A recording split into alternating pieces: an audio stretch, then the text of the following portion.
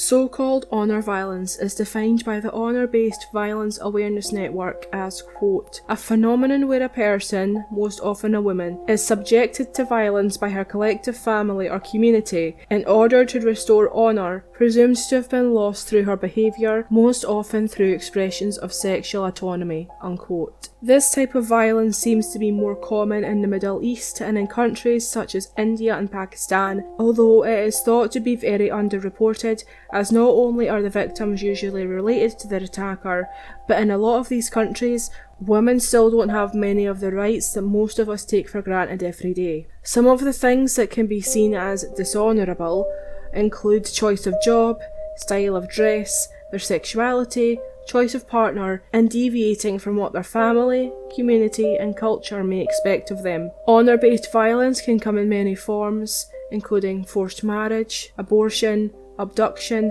physical violence, coercing women into completing suicide, and honour killings.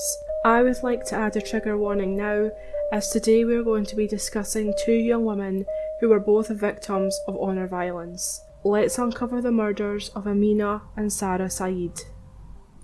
Hello and welcome to the 7th episode of the Uncovered True Crime podcast. My name is Stephanie, and each week we uncover a different unsolved true crime case ranging from missing persons, unsolved murders, suspicious deaths, and Jane and John Does. You can find the podcast on iTunes, Spotify, Stitcher, and other podcast streaming apps, as well as on YouTube. You can follow the podcast on Twitter at uncover_pod and on Instagram at uncovertruecrimepod.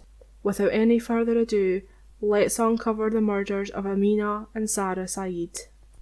Yasser Abdul Said was born in Sinai, Egypt on the 27th of January 1957, oldest of 5 children. Before immigrating to the United States, Yasser apparently ran over a co-worker in a fit of rage and killed him. His family were said to have, quote, paid a lot of money to get Yasser out of that, unquote. I don't know any more details about this event or even when it happened, but Yasser moved to America in 1983 and started working as a taxi driver. When he was 29, he met 15-year-old Patricia Owens, a young girl who had previously been romantically involved with his brother Yassim. Yasser told Patricia's father that his family was wealthy and he wanted to marry Patricia and give her a good life. Her father agreed, and despite Patricia still being a child and almost half Yasser's age, they got married and moved to Bradford, Texas. She gave birth to 3 children, all while still in her teens. Islam was born in 1987, Amina in 1989, and Sara in 1990. Yasser had another child the year before Islam was born, but nothing else is known about them, and I don't believe Yasser ever had any contact with his child. Islam was said to be socially awkward, and while he was apparently close to his sisters, his aunties would later comment that Amina and Sara acted differently around him, saying that the minute he walked into the room they would become very quiet. Yasser and his son had a very good relationship by all accounts, and he treated Islam very well, a lot better than he treated his daughters. Amina was a social butterfly, whereas Sara was more of a tomboy, and Patricia described her daughters as, quote, daddy's girls, which honestly made my jaw drop the first time I heard that, and I'm sure you'll understand why the more we progress through this episode. Although Patricia said that Yasser was good to her at first, he would go on to have multiple affairs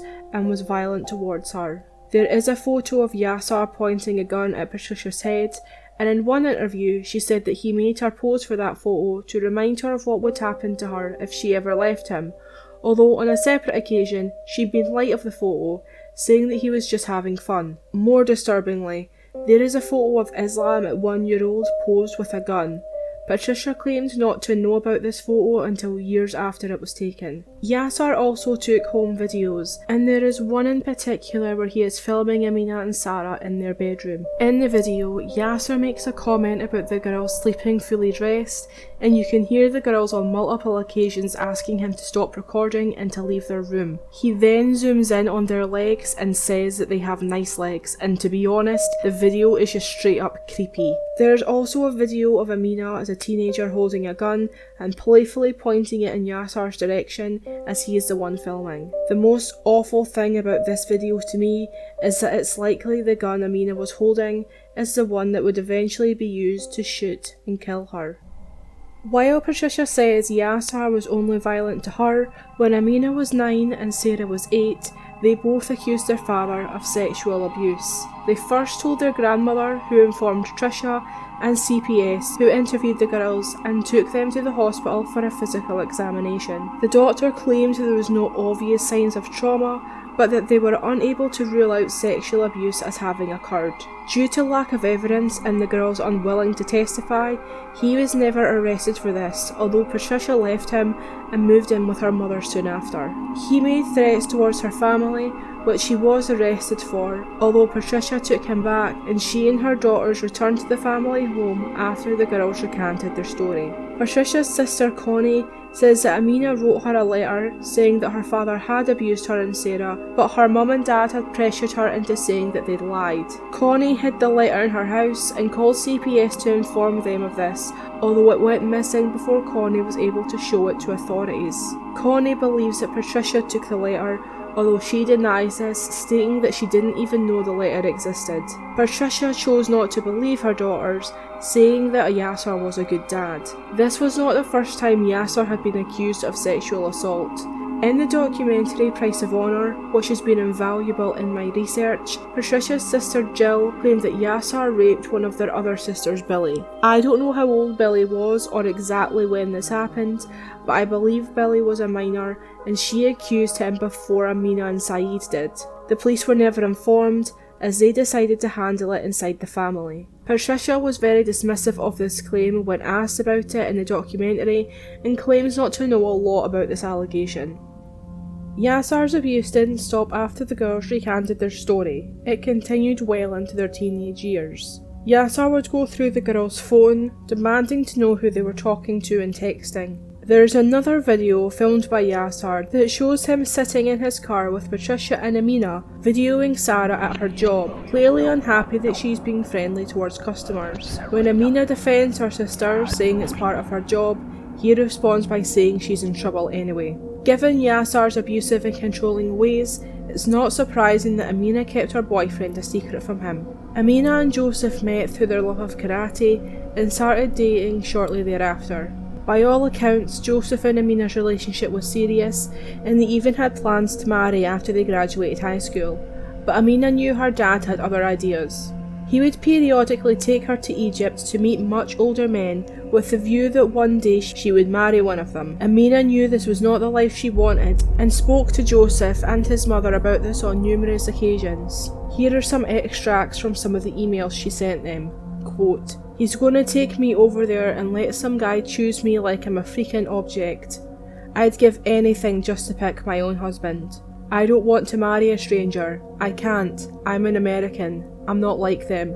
He was talking to my uncle about bride prices for his daughters and it made me so mad. They are literally selling us. Our parents are telling us who to love and no one is standing up to them." Unquote. Patricia denies that Yasar was trying to get his girls married off, but her sister Jill said that Patricia told her Amina and Sara would have to marry a Muslim man and that they would not be allowed to marry an American. Amina and Joseph would often write each other handwritten notes that they would pass to each other between classes. Yasar found one of these letters in her bedroom, and although Amina claimed she had wrote it pretending she had a boyfriend like everyone else, Yasar didn't believe her and moved his family 20 miles away, presumably to try and put an end to their relationship. He took away Amina's phone, but she was still able to email Joseph's mother and told her how miserable she was and how much she still loved Joseph. Amina opened up to Joseph's mother, telling her about all the abuse she'd suffered at the hands of her father. She told her that he would kick her in the stomach, and once he had beaten her so badly that her braces had embedded into her lip. When Patricia was asked about this in the documentary, her response was that Amina never had braces. I get that she probably said this in order to disprove that particular claim, but I think addressing your husband beating your children at all is probably more important. But again, Patricia acts very aloof, saying that he was a good dad. The last time Amina visited Egypt, she asked Joseph's mother, quote, "Should I refuse to get on the plane? Like, He can't carry me and force me on. I'm 17. Doesn't the law protect me in any way? I got stoned the last time I went. People literally picked up stones and threw them at me." Unquote. Amina did end up going on the trip to Egypt with her father, and little is known about what happened during the trip, but when they eventually did return, Amina told them that her father had hid her passport the minute that they arrived to Egypt. In December 2007, Patricia left Yasser, taking her daughters and 2 of their friends with them, eventually leasing an apartment in Tulsa, Oklahoma under an assumed name. Patricia called her sister Connie, explaining that she left him because Yasser said he would kill his daughters for dating American boys. Patricia said that she had told her daughters to take their SIM cards out of their phones so Yasser couldn't track them. However, Patricia herself would eventually call Yasser and his brother Yassim anyway. After a few weeks in Tulsa, one of the male friends had to return to Texas due to prior commitments, and Patricia thought it might be a good idea to go back to Texas to visit their family over the holiday period. She promised the girls they wouldn't have to see their father, so they agreed and turned to Texas, but Patricia had lied. She didn't tell the girls until they returned to Texas that she was going back to Yasser. Amina was outraged and refused to return home, so she stayed with a friend instead. Patricia called her on numerous occasions, begging her to come home, and she finally agreed to meet her mother in the family home on New Year's Day 2008. Under the guise of being happy to have his 2 girls back, Yasser said he was going to take the girls out to celebrate. Yasser, Amina and Sara left in his taxi, and this would be the last time anyone other than Yasser saw the girls alive. Irving 911, what is your emergency? Oh my God, What's going on, ma'am? I'm dying, that's what's up. Oh my God. Sara called 911 at 7:33 p.m, saying that her dad had shot her, although her and Amina's bodies would not be discovered until a man called authorities around an hour later after finding the girls bleeding in the back of the taxi in a motel parking lot in Irving, Texas. Sadly, both girls were deceased by the time police arrived. Sara had been shot 9 times and Amina twice. It is thought to have been an honour killing, as Yasser thought the girls were too American and hated that they had boyfriends. Many people who kill members of their family in supposed honour killings do so under the guise of religion, particularly Islam. Many Muslim leaders and believers of the faith have affirmed that the Quran in no way condones honour killings, and it is more to do with culture than religion. There is no way to justify violence like that, and there is nothing honourable about it. It's murder, plain and simple. Police started searching for Yasser immediately, but all attempts to locate him failed. Many, including myself, believe that someone picked him up from the scene and helped him escape. The girls were found in the back of his taxi, so he had no vehicle to drive away in. So it's more than likely that someone picked him up, as I doubt he would have risked walking away from the scene. Also, is it possible that whoever picked him up knew that Yasser had plans to kill his daughters? I know it took an hour for the girls to be found, but I doubt Yasser shot his daughters in the taxi, got out, called someone on the off chance that they'd be able or willing to pick him up, and then hang around the scene waiting for them. This seems to have been much more thought out than that. Also, assuming he was in the taxi when he shot them, he would have had blood on him, yet another reason he wouldn't have left on foot. The Price of Honour documentary speculates that Yasser's brother helped him escape, as he called his brother Mohsin right after shooting the girls, and he also called Yassim a few hours later. They are not the only people Yasser contacted, however. He also spoke to Patricia, as phone records show she received an incoming call from him at 9:06 p.m. Despite this damning evidence, Patricia states that she'd never spoke to Yasser since the murders, although her own family speculates she helped Yasser escape authorities. After police taped off Yasser and Patricia's home in order to search for any clues as to where he might have gone, for some reason that I seriously do not understand, the SWAT team allowed Patricia to enter the house to collect some of her belongings. Connie and Jill claim that Patricia exited the house with a box that her and Yasser often kept important documents in, including their passports, and sure enough, police were unable to locate his, meaning that it is possible she took his passport out of the house and gave it to him to aid in his escape. There's a petition on change.org urging police to arrest Patricia with being an accessory to murder, and I can certainly understand why people believe she is partially responsible for what happened to her daughters. She knew her kids were in danger from Yasser. She told her own family she was scared that he would hurt the girls for having boyfriends, yet she lured them back to Texas under false pretenses anyway. She didn't believe her daughters when they told her that their father had sexually abused him, and pressured them into telling CPS and the police that they had made the whole thing up. And despite Yasser having killed her 2 daughters, Patricia still stands by that he was a good dad. In the documentary, she says, quote, "How could I have known he was going to kill them?" unquote. When I watched this part of the documentary where she says that, I feel as though she said it in a very casual way. It's really hard for me to put myself in her shoes. However, if I was her, I can't imagine the immense guilt I would feel about bringing my daughters back into an abusive household for their father to kill them just hours later. But she sits there, seemingly oblivious to all this, like, oh well, it's not my fault, I didn't kill them. She knew her daughters were in danger, and she saw the abuse they suffered over the years, and still continues to defend him. I understand that she was a victim of his abuse too, but a mother's role is always to protect her children, and she knew that coming back to Texas with Amina and Sara would be putting them in harm's way, but she did it anyway. Islam Said is thought to be in Egypt, but his exact whereabouts are unknown. He has publicly pleaded for his dad to turn himself in, and said to the media, quote, "Religion has nothing to do with it, and it was very wrong. Islam is not a bad religion," unquote. Chief Larry Boyd from the Texas Police Department said, quote, "This homicide is particularly disturbing because the one person who Amina and Sara Said should have been able to look for protection is the very person we believe took their lives. Yasser Hassid has been on the run since he committed this horrendous act, and we will not give up on our quest to bring him in," unquote.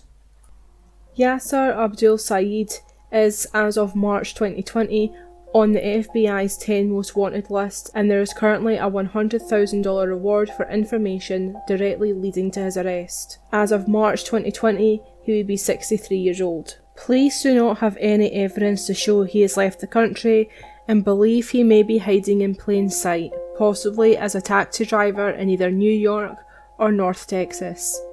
He is known to frequent Denny's and IHOP restaurants and smokes Marlboro Light cigarettes. When he was last seen, he had salt and pepper hair with a receding hairline, had brown eyes, and stood at 6 foot 2 inches tall and weighed 180 pounds. He has a dark brown spot on the lower left-hand side of his neck, and he is known to wear dark sunglasses frequently, even when he is indoors. He usually carries a weapon on his person and should be considered armed and dangerous. If you have any information on his whereabouts, please do not approach or try to apprehend him. Instead, you are urged to call the FBI on 1-800-CALL-FBI, which is 1-800-2255-324. If you are interested in learning more about this case, I would highly recommend watching the Price of Honour documentary, which you can find on YouTube. It has interviews with Patricia, Patricia's sisters, Jill and Connie, as well as Joseph and Joseph's mother, so I would highly recommend watching it. All photos and sources relating to this case and every other case covered on the podcast can be found on our blog at uncoveredtruecrime.blogspot.com. If there are any updates on this case, which I really hope one day there is, I will post them either on my Instagram at uncoveredtruecrimepod or on Twitter at uncover_pod. That is everything I have for you today. Thank you for listening till the very end, and have a good night.